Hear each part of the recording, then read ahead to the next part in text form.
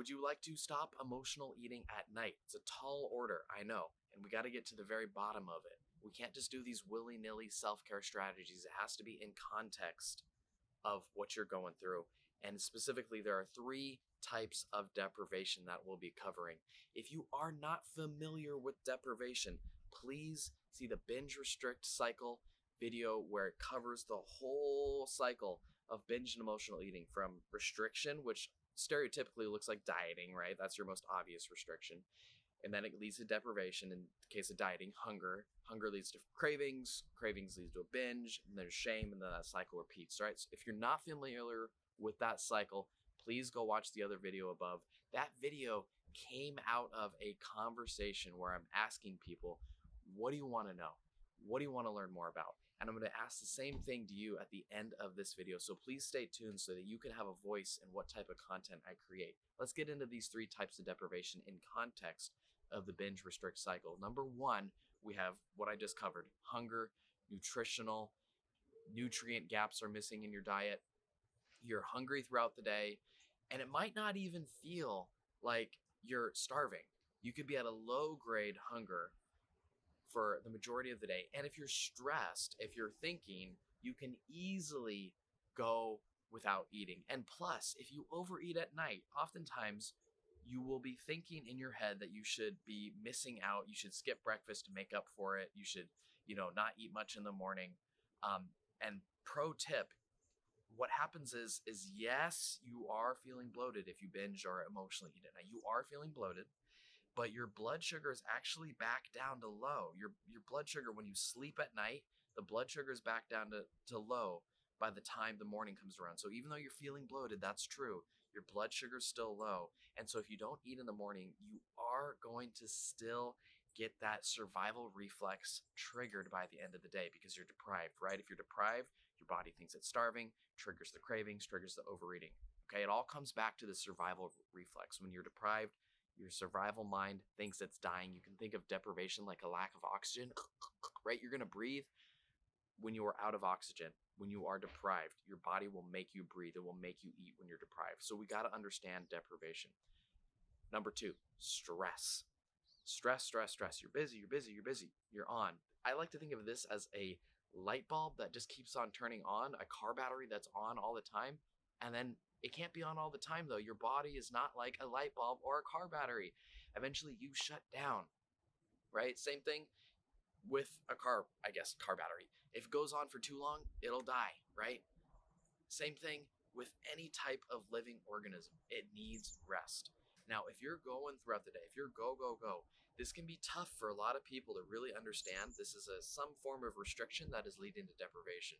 Because when they're going, if you're like most of the people I work with, they're competent, they're skilled, they're intelligent, they're good at their job. They actually like their work. So they're going. It feels good, right? They're making up for that binge last night. They're productive, they're strong, they're disciplined, they're mastering, they're helping, they're serving, they're caregiving. And yet, they're burning themselves out. And at the end of the day, they are deprived of rest.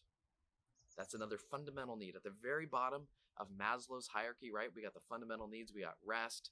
We got food down there, right? And so if you're deprived of rest, your food is going to come in. It's going to shut down your brain. You're going to go numb. You're going to dissociate. You're going to be blank. You're not going to remember anything. That's food shutting down your body because you don't know how to. Okay, you're deprived of rest. You don't know how to rest. Number 3, a lack of love. You got that inner critic. You don't even believe that you're worthy of getting better. Why even try?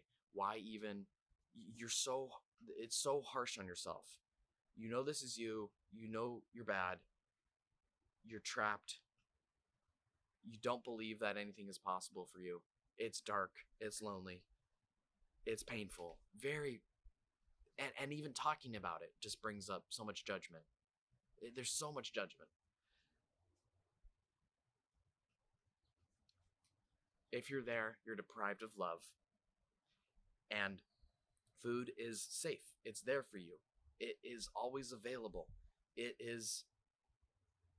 You can reach out and it is there. It is reliable. It's not going to abandon you. It's never going to criticize you. It is neutral. It is like a warm teddy bear. So food is helping you meet your emotional need for love. All right. Now, oftentimes there's combinations of all these, right? You're hungry, you're stressed, and you're deprived of love, right? So if we're gonna stop emotional eating at night, it really needs to be seen in context of this cycle. Okay, so here's my ask. Stay in communication with me, okay? So I'm learning as a communicator to ask for feedback, to ask you what you want me to create. All right. So we are learning how to stop emotional eating, binge eating, overeating, what I call the binge diet cycle. That's the theme here at Eating Enlightenment, so that we can eat healthier, you know, feel better, feel lighter, be happier, be more compassionate, have more well-being, etc. So we're learning the root causes. What questions do you have? Really, what questions do you have? What types of questions or struggles are you having with? Have you like what's coming up for you?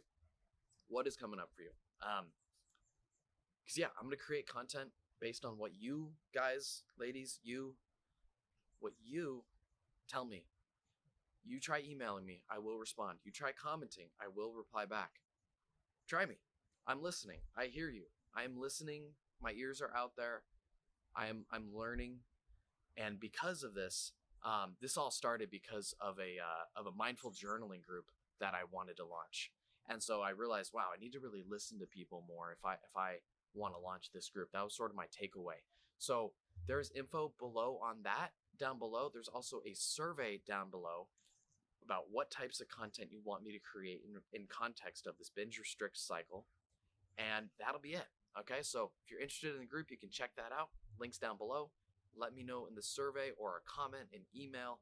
Let me know what types of content you want me to create. Okay, thank you so much.